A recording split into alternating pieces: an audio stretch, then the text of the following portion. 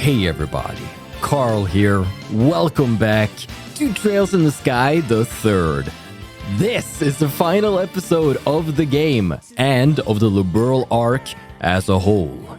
Because while we may have wrapped up the story in the previous episode, we are still lacking 5 achievements. Flighty Fighter, which is fleeing 300 times before the final dungeon and getting an accessory for it. Proud Powerhouse, which is completing the game on hard difficulty or higher. The Dadliest, which is defeating Cassius on nightmare difficulty.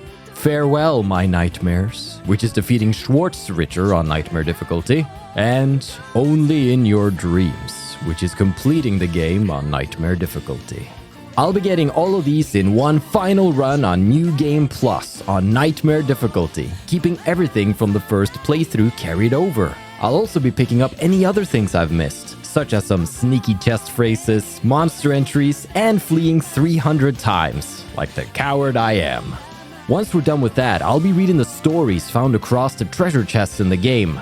We'll be looking at all of the cool art we've unlocked in the trilogy on Steam. We'll be ranking the memory doors, and I'll touch on what comes next for the channel and the next Trails entry.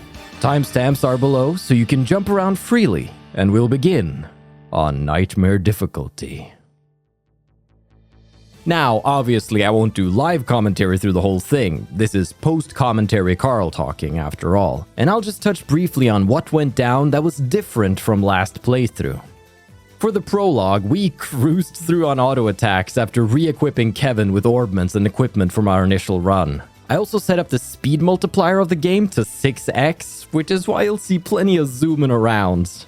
And the first boss, Gilbert, posed no threat. Who'd have guessed? In Chapter 1, we geared Reese up so she could also kick butt and got our first 2 party members, Tita and Julia, who also got the butt-kicking treatment. Easy, smooth sailing all around this chapter. Chapter 2 came, and with it, Mueller, Josette, and Joshua. The only chests that I was prioritizing getting this run were chests I knew had Zerum powder or Zerum capsules. But while in Gransel, I came to a realization. I've actually been missing some chest phrases from the Trails in the Chest stories, and it's because the chests in Gransel have a day phrase and a night phrase, so there are 2 phrases per chest. So I went over all the chests at both times of day to collect the final pieces of the Trails in the Chest storyline, so don't you worry about a thing. In Chapter 3, Chloe joins. In Chapter 4, Zin, Olivier, Annalise, Shara, Agate, and Estelle joined, while in Chapter 5, we completed the party with Richard and Ren. In Chapter 6 is when the enemies really started to hurt. Philip was the first enemy to bring one of our party members down, and I began making sure my craft points were full before any boss encounter.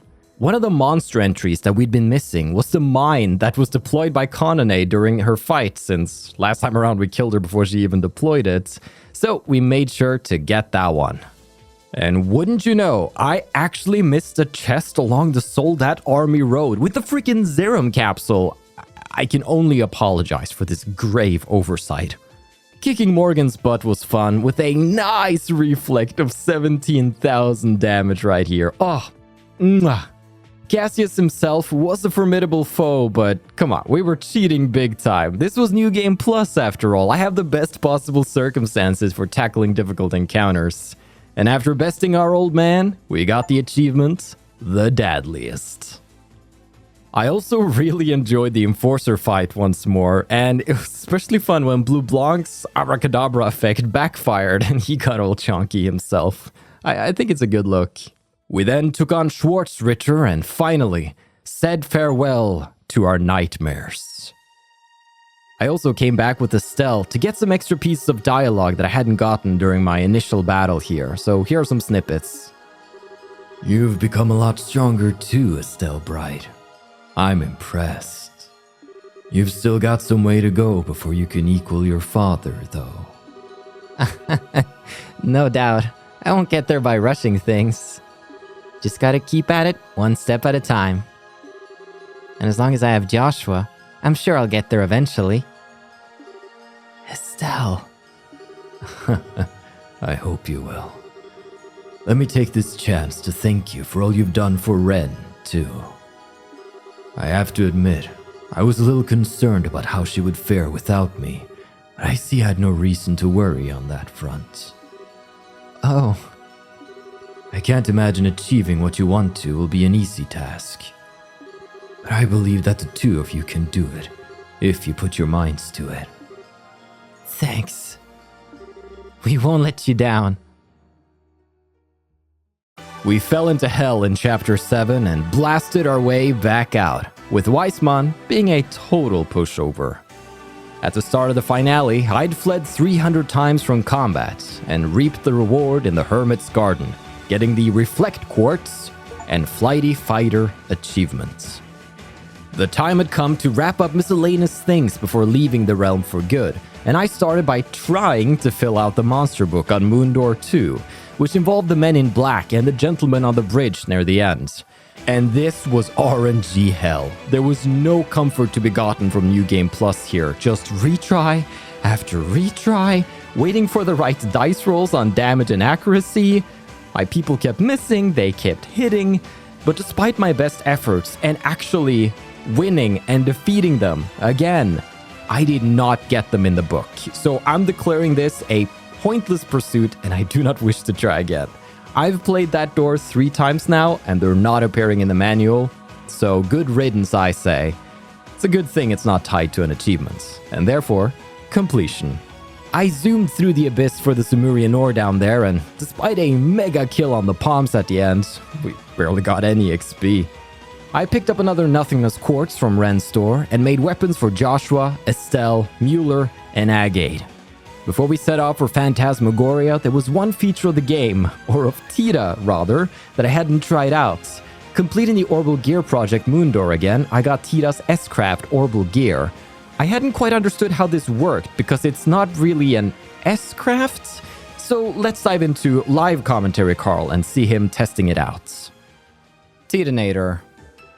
Orbital Gear. Now she can do it. Come on, everyone.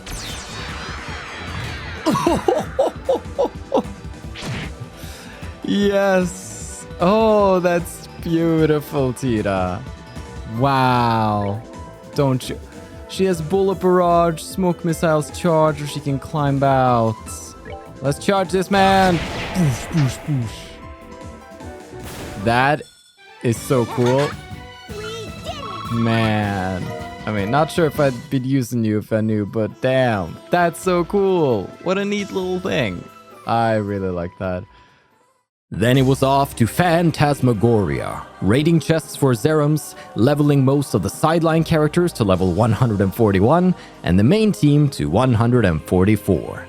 For the final set of boss fights, I did do live commentary, but it's not really different enough from the battles we fought just 2 episodes ago, so it's not worth rehashing for an hour. Just know that while the enemies were tough, we were tougher, and we kicked the last of the butt that needed to be kicked. At least, that's what I was planning to tell you. But then I noticed this awesome S-Craft during the final boss battle. I just have to show it. This is Stigma Cannon Megidillus? I don't know. Take it away. Stigma Cannon Megidillus? Okay. He didn't use this one last time around. There's something special. But yes, I was about to say, a JRPG's final boss always has to use a special attack that shows the universe. Preferably he blows up a couple of planets. And then I'm just gonna end up guarding against the damage either way. What is this attack? It's amazing. Oh, I'm glad we get to see this. Bring it.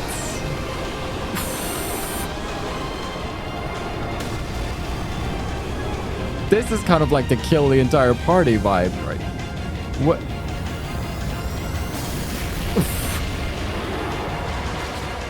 Oh, there goes the Murray, everyone. Guard. I'm sorry. Such an anticlimax, but hey, that's the way of it. Run no more. And as the credits rolled, I waited eagerly for the achievements to pop. And then, after a blazingly fast 13-hour playthrough, I'll leave it to live commentary Carl to tell you. Just something about seeing a beautiful shot of the skies, streak of light, the conclusion to a Trails game. It hits ya. And there we go, only in your dreams and proud powerhouse. If we take a look at this, only in your dreams, proud powerhouse. This means, everybody, that if we go to the game overview, we can see that we've gotten every single achievement. And funnily enough, the way these pop, proud powerhouse is now the one that says that it's the most recent, even though really it should be the opposite order. But hey, I don't mind having Olivier as my latest achievement. Very cool. And there it is, all achievements gotten. I figured this is a good segue into the next part of this video, going over the artwork that we've unlocked on Steam, as I really do think it's worth showing.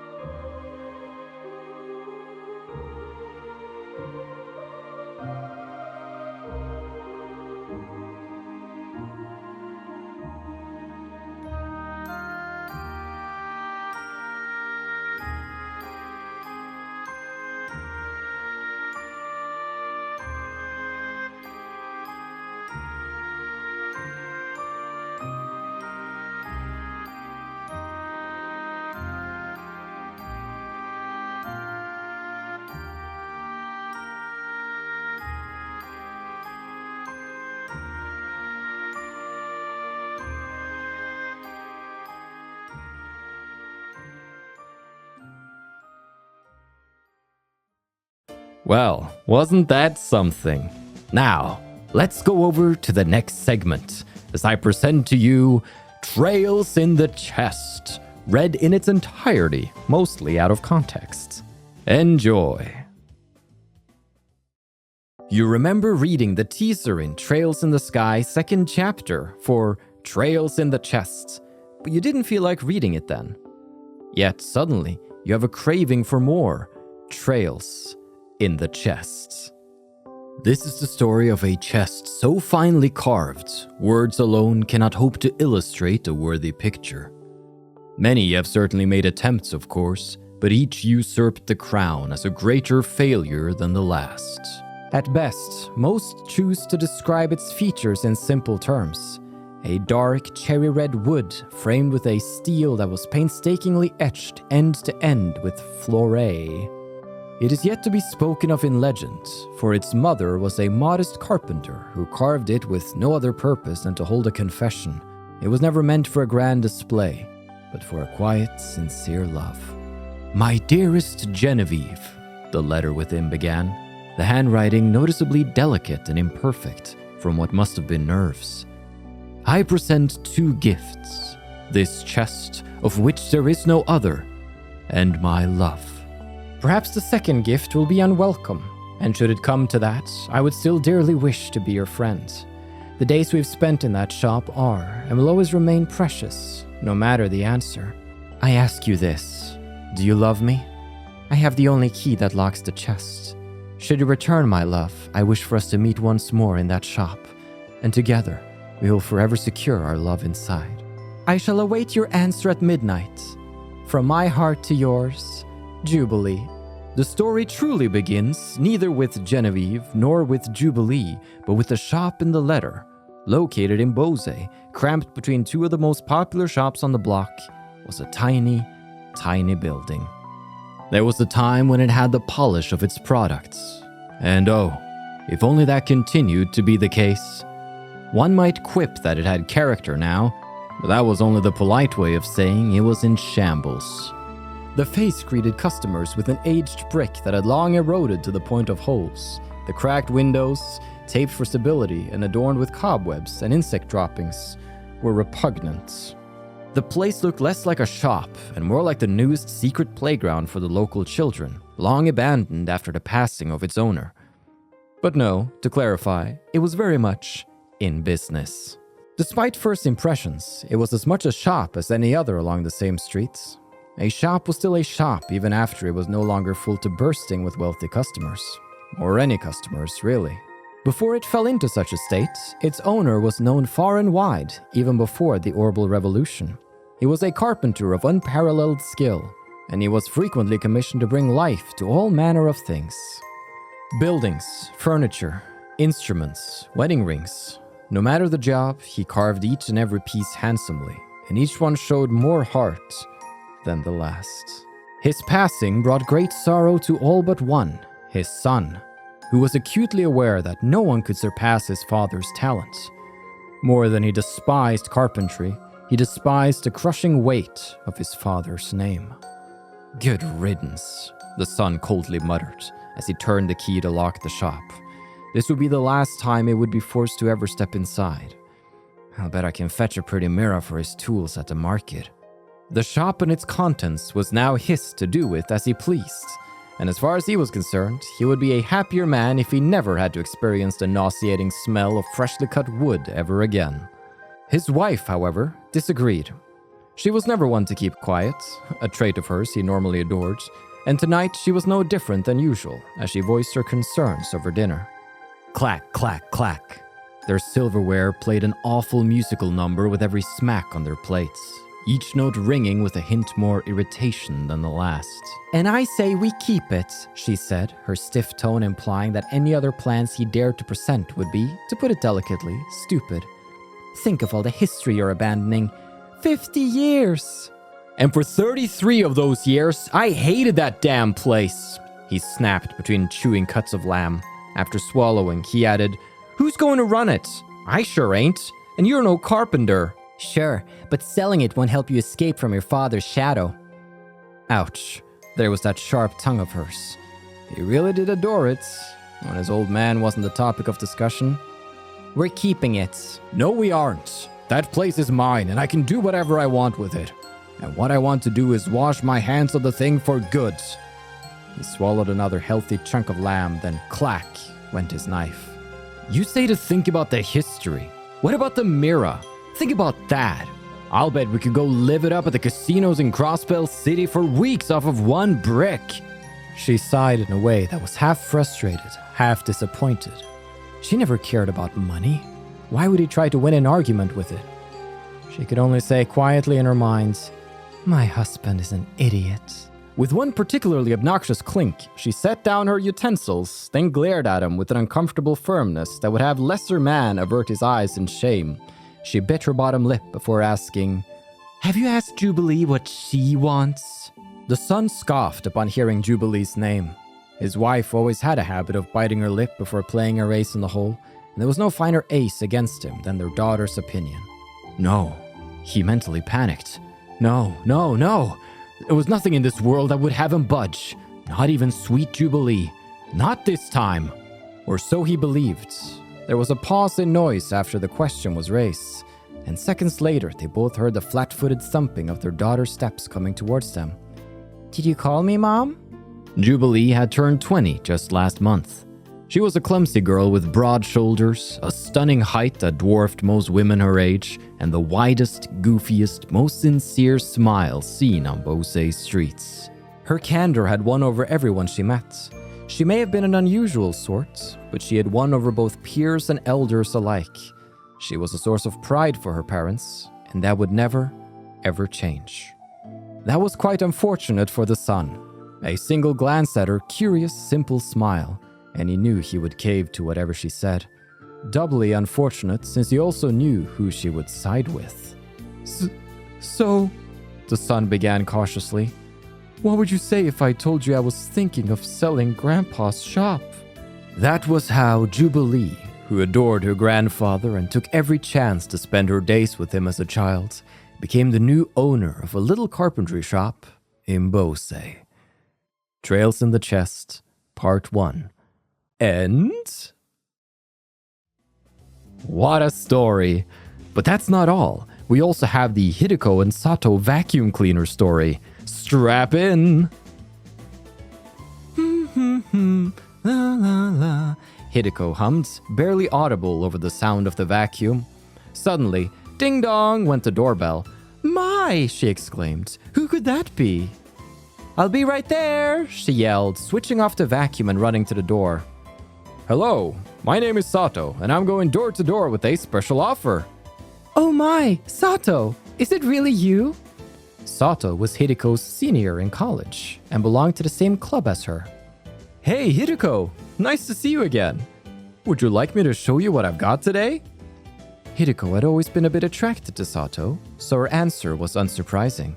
"Certainly, come on in." Hideko would listen to anything Sato had to say, but no one could know the horrible fate that awaited Hideko this day. 50 years later. The dangling healthotron swung limply in Hideko's house, forgotten and neglected. It had been purchased 50 years before, purely on Sato's recommendation. Each time Hideko reflected on these events, feelings of remorse would wash over her. If only I'd had the courage to refuse that door-to-door bargain all those years ago. But that would never have happened. Hideko would never have denied Sato back then. See, she didn't have much money in those days, yet she paid cash for the machine.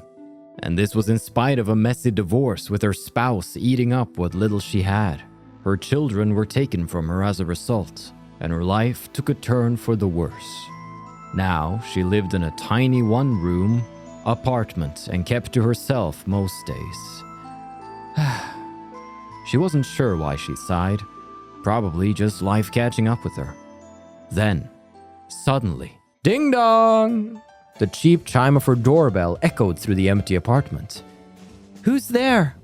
Hideko didn't even wait for an answer. She just flung open the door without a care. And there, standing before her, was... truly, some of the finest literature to grace this land.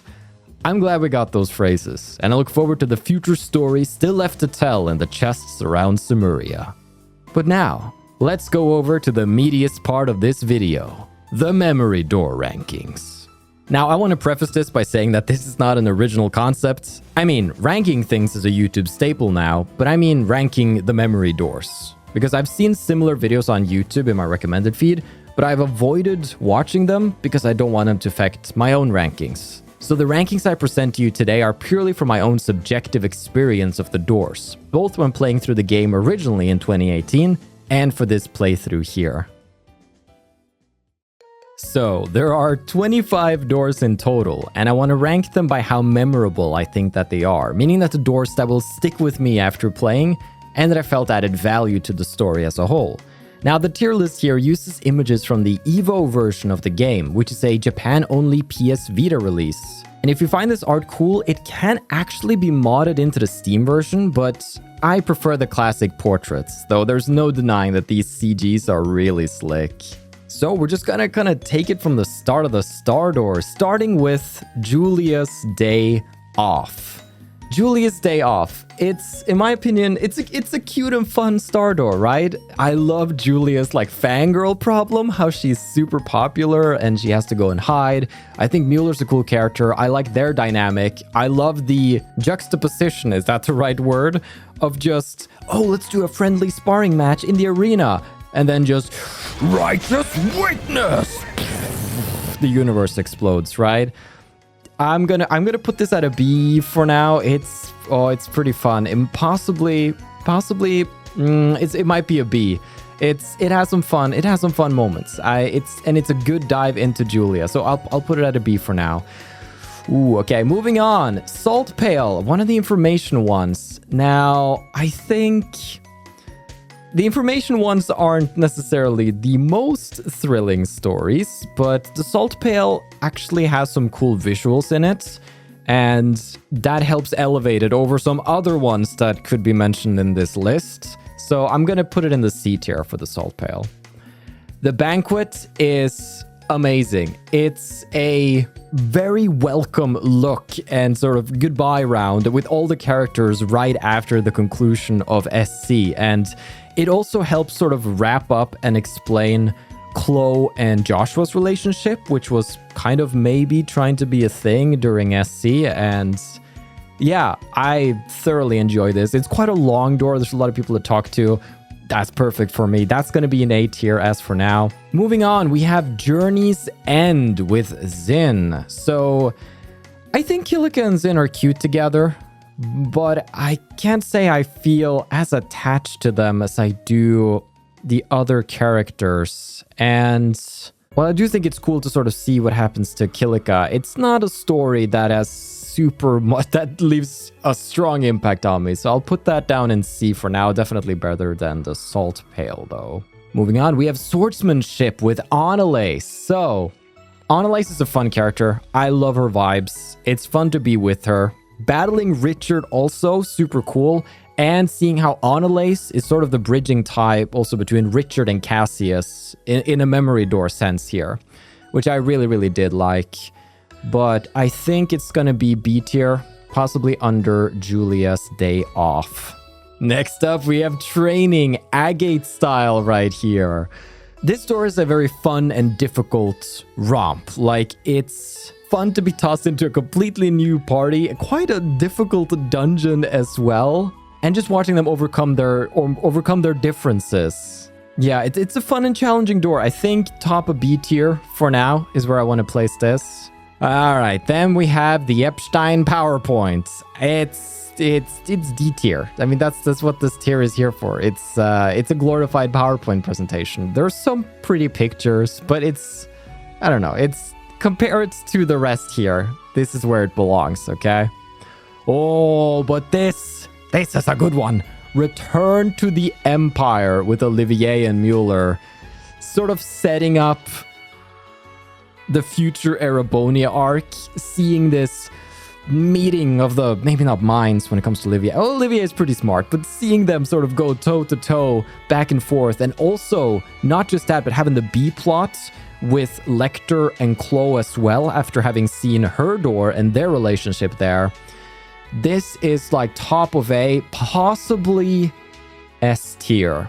Possibly, but I'm gonna do top of A for now. Ooh, I really like this one. You know what? It's gonna be S tier for me. Yeah, I think this door's gonna be S tier for me.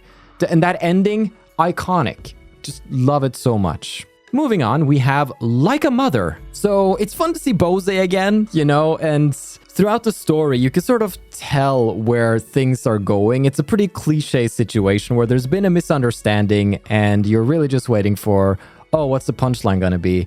But I think the punchline is delivered in quite a funny way. And just how far they go with the whole marriage deal. It's an enjoyable enough door, but it's not super memorable in my opinion. So it's gonna be top of C tier for now, is what I'm thinking. But it's cute in its own right. Moving on, we have the Gordias class experiment report. Now, for an info dump door, this one's actually pretty interesting. The visuals are cool. It's laid out in a bit of a different manner in how you navigate these menus to learn different facts and tidbits, let's be honest. But I like the way it's set up, so I'm gonna put it above the salt pail. Yeah, that seems like a good place. Moving on from that, we also have, this isn't an image from the actual thing, but it's the Phantom Thief B report. There's also a lot of interesting info here, but it's more just, stating possible identities of Phantom Thief B, and I don't know if I'm quite feeling it as much. So as for info doors, it's gonna go somewhere in the middle here. Richard's door, the I accept your request door. It's a very short and sweet kind of door that helps set up whatever Richard's going to be doing after the whole coup d'etat. I love that Richard is a character who's having some redemption and is still active in the story after being sort of the baddie for a game. I love the cinematic idea of a showdown in the rain and sort of seeing what goes on inside Richard's head. Not my most favorite, but I think maybe bottom a D tier for this one. I'm not quite sure. We'll put it there. We'll put it there for now. Moving on, there's another info door, Assault on the Imperial Guilds. I also think this one's done pretty cleverly because there's a lot of different communication back and forth. Like you see this from different angles of like the Imperial intelligence. Reports are being sent back and forth. There's some cool images. I mean, it's all about dads. It's all about Cassius. Pretty suspenseful and pretty well delivered overall. So I think I'm going to place it right here along the info door tier, if you will. Then we have Phantasmal Blaze. Maybe arguably the most impactful and like foreshadowing type of door in this game. Like everything it sets up with all of the Onguis, with the Grandmaster, with the Phantasmal Blaze plan. Just such a big setup. Definitely going to be A tier for me. It's interesting. It doesn't leave me with as much like impact as the whole banquet scene does, but this is the kind of door you're going to want to return to, after years and be like, oh, and then like pick up on some of the Onguis and like what they say and like the Phantasmal Blaze and all of that. Just really fun. And Campanello stares straight into the camera and tells you to bugger off, which is funny. Paradise. It's a tough door. It's a tough door to rank. But we're ranking these based on like how memorable they are. And this is arguably the most memorable door in the entire game. At least for me, this was the door that I came totally unprepared when I first played it and was just suddenly, boom, hit with this and just threw me for a loop. I wasn't expecting it. It sets up so much for Ren in the future and like her arc. It's heartbreaking, it's haunting. And yeah, I think it's the most memorable of the memory doors. Those are the starry-eyed doors, so to say. Let's go over to the moon doors. We have the Orbital Gear Project. Now, this one's split into part 1 and part 2 since it's just so long. And if I had to give criticism first, I think I don't feel this personally, but I can see how being hit with like part 1 of the Orbital Gear Project so early on in the game, which is just a very, very long cutscene, it can possibly put you off of the game. But I also think it's a good trial by fire, because if you can sit through that and you enjoy that, then you're going to enjoy the rest of the game. There's a lot of story, but the way that it's delivered with Agate and Tita's mom, their whole dynamic is super fun. Like when Agate enters the guild and she just like stares at him for that 1 second and he feels like his life is in mortal danger, and the traps outside of the house. It's just, I absolutely love it. And it also sets up like Tita and Agate for the future as well. And yeah, super impactful door. I think I want it I think maybe I want it here. I think I want it here in A tier. Let's move on to clients. The Sherazard door, where we kind of see her come into her own element. I like that we get sort of the backstory for Aina, and there's definitely some fun mystery and suspense here, but this door is really long. The sewer romp too. And then after the sewer romp, you have the battle with the men in black and the gentleman, and at least on Nightmare trying to get those extra little monster entries. Oof, it's a pain. So I have mixed feelings about this door. I really like how deep we go into Sherazard during that one sequence in the sewers with the flashback, and I like it, but it's a lot. I think I want to place it right here in the middle of B tier for me. Descended Wings with Chloe. So this door was all about getting to see Chloe's origin at the school, right? And how she came to be the person that she is. Lecter is, of course, I love Lecter as a character. I think he's super fun. My criticism is that it feels a little long-winded. Like maybe this door could have been snappier. But I also understand that it takes a while for Chloe to actually warm up. But it was fun to see sort of how the friendship with Jill and Hans is born. It's fun to sort of get introduced to the council and see all of that. It's possibly a tad long, so I think I'm gonna put it right down here in B tier. But something that's short and sweet and lovely is Departure.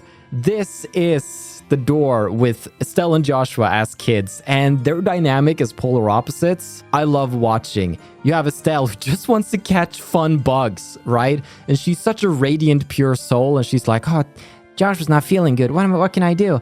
I'm gonna go catch the best bugs, the bug of legends. And Joshua's like, leave me alone. You don't want to be around here when they come. They're gonna kill you.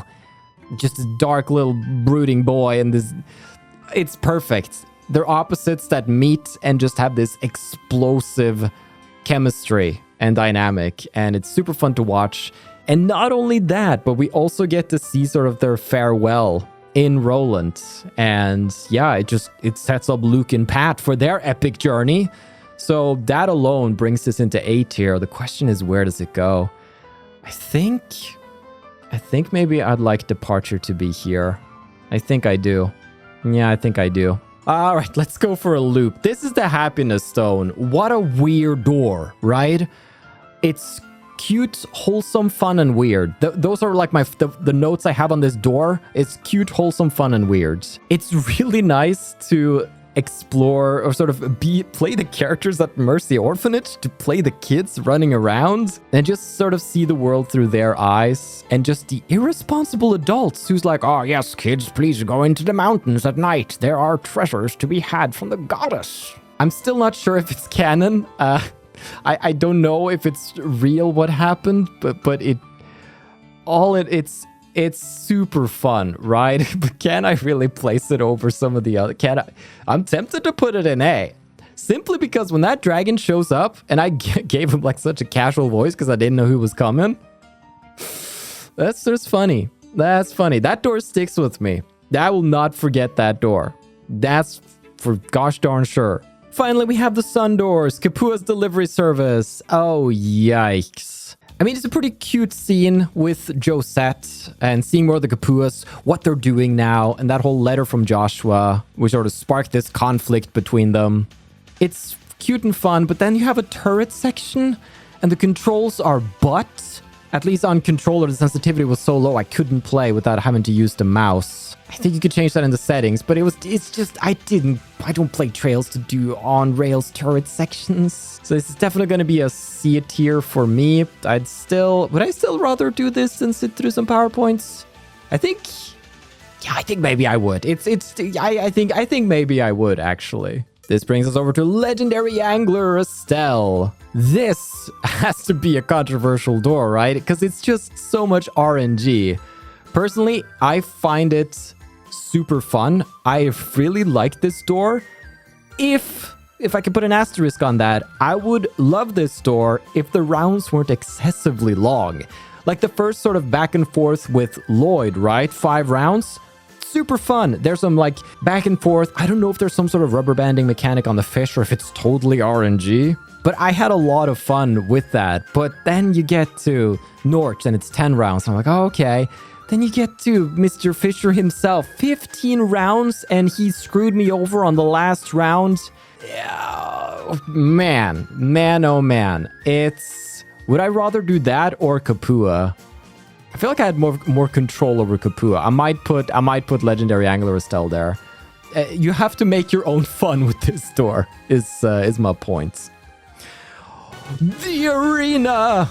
This is just such a great idea. Use the arena, create fun, engaging battles with different characters from across the series that you couldn't fit in any of the other realms. Just absolute, yeah, this just goes up to S tier for me. The art style on the front page, the many battles, the cool rewards. Yeah, whenever I found a tournament invitation, I was just down. Like, yes, let's go. Then we have the casino with Gambler Jack. It's definitely fun to see characters from the novel, which I intend to read very soon. And also to have a way to actually play the casino games in the third. But, I mean, overall, it's not that memorable, right? I think it's a fun, cute little addition, and I prefer to be in rather than not be in. But I might enjoy that a bit more than fishing with Estelle, methinks. I'm gonna put that there. And finally, Campanella's quiz game. Now, if you preface this with suspension of disbelief being in place, the store is super fun, right? Some of the questions are a little... really, you're gonna ask me how many characters were on the loading screen in the first game? That's... yeah. But some of the other questions are really, really fun. And overall, it was a good test of Trails trivia. So it's a fun door that I think I want to place... I think I want to place this in A tier. It's just also just... it has its own thing going on, and I respect that. I wouldn't want the game without any of these stores in them. Except maybe the Epstein Foundation, but that's okay. I will leave a link to this tier list in the description if you would like to actually rank your own. I'd be curious to hear your personal rankings, because again, this is just highly subjective and really means nothing at all. But it was fun to do one final recap over the memory doors.